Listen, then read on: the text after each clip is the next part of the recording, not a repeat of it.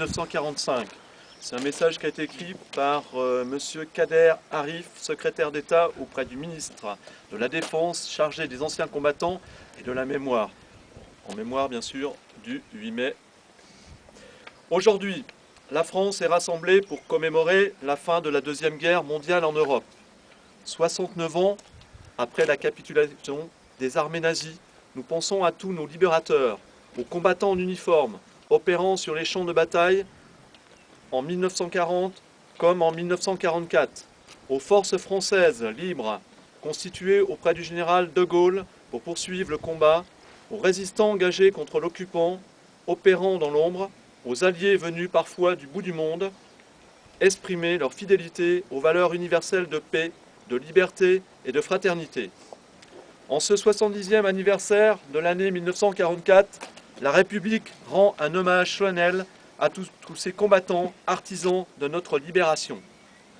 Comme ceux venus de métropole et d'Afrique du Nord, engagés dans la campagne d'Italie qui entrèrent dans Rome le 4 juin 1944.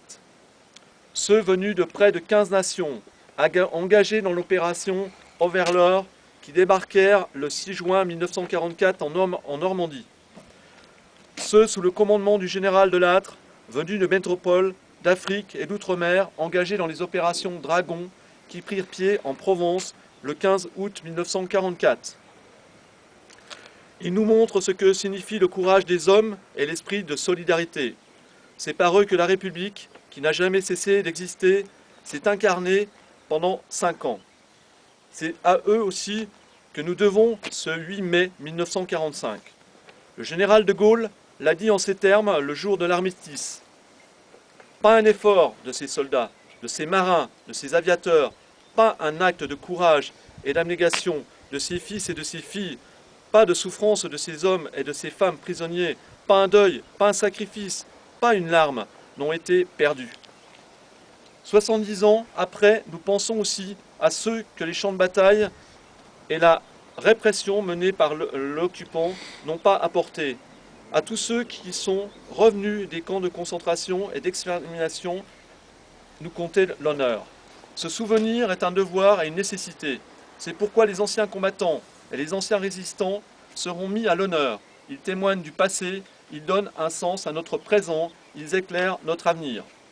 Le 8 mai 1945 constitue une date fondatrice de ce magnifique édifice qui est l'Europe de la paix. Les commémorations de la Seconde Guerre mondiale nous invitent, dans la fidélité du souvenir, à mesurer le chemin parcouru depuis 70 ans et les sacrifices endurés pour nous offrir la paix en héritage. Cette paix a un nom, un espace, une histoire, c'est l'Europe. Elle a su nous préserver de la guerre et garantir la fraternité des peuples.